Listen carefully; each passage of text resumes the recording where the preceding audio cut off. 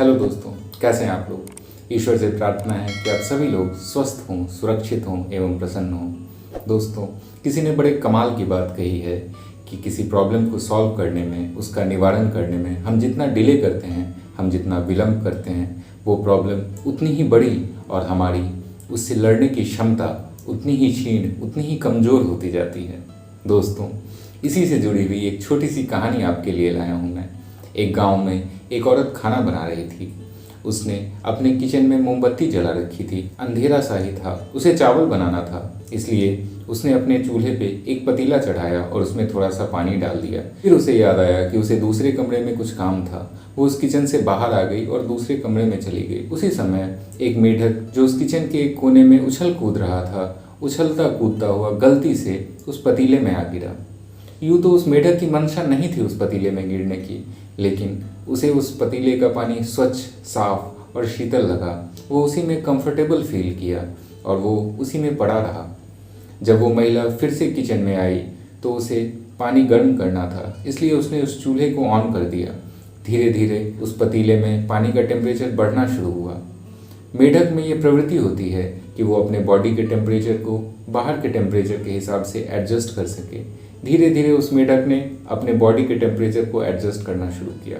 काफ़ी देर तक उसने ऐसा किया। उसने कभी ऐसी ज़रूरत नहीं समझी वहाँ से निकलने की। उसे लग रहा था चलो ठीक है, मैं अपने बॉडी के टेम्परेचर को एडजस्ट तो कर पा रहा हूँ, मुझे क्या प्रॉब्लम है, मैं क्यों निकलूँ। ऐसा करते करते काफ़ी समय बीत गया। कुछ देर के बाद जब उस पानी का टेम्परेचर उसके बॉइलिंग पॉइंट यानी उसके उबलने के टेम्परेचर पर पहुँचा, तब उस मेढक की क्षमता अपने बॉडी के टेम्परेचर को एडजस्ट करने की खत्म हो गई।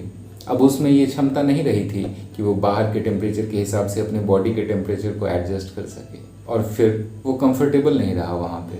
फिर उसने कोशिश की कि मैं निकल जाता हूँ यहाँ से, एक छलांग मारता हूँ और निकल जाता हूँ, लेकिन शायद तब बहुत देर हो चुकी थी। उस मेढक की क्षमता वहाँ से निकलने की भी समाप्त हो चुकी थी। उस पानी का टेम्परेचर इतना अधिक बढ़ चुका था कि वो मेढक छलांग मारने में असमर्थ था और उस मेढक की मृत्यु उसी उबलते हुए पानी में हो गई। दोस्तों, हम में से भी कई ऐसे लोग होते हैं जो अपनी परिस्थिति का आकलन नहीं करते, अपने प्रॉब्लम्स का आकलन नहीं करते। वो ये नहीं समझते कि अभी जो परिस्थितियां हैं वो प्रॉब्लमेटिक हैं, या फिर अभी जो परिस्थितियां हैं वो आगे चल के हमें बहुत सारी बाधाएं, हमें बहुत सारी प्रॉब्लम्स दे सकती हैं। वो ये समझते हैं कि चलो ठीक है, मैं तो कंफर्टेबल हूँ, मुझे क्या ज़रूरत है यहाँ से निकलने की, मुझे क्या ज़रूरत है किसी तरह की कोशिश करने की। लेकिन शायद ये सबसे बड़ी भूल होती है। कुछ समय के बाद वो एक ऐसी बिंदु पे पहुँच जाते हैं जहाँ पर उस मेढक की तरह कोई क्षमता नहीं बचती उनमें छलांग मारने की, और अपना जीवन वो उसी तरह बिता देते हैं, व्यर्थ ही। दोस्तों, हमें एक फोरसाइट डेवलप करना चाहिए।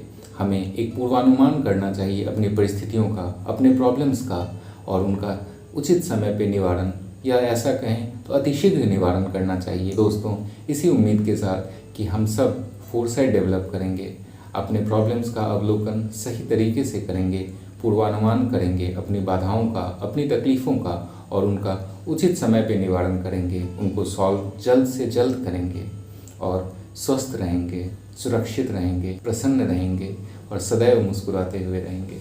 मैं विदा लेता हूँ आपसे। धन्यवाद।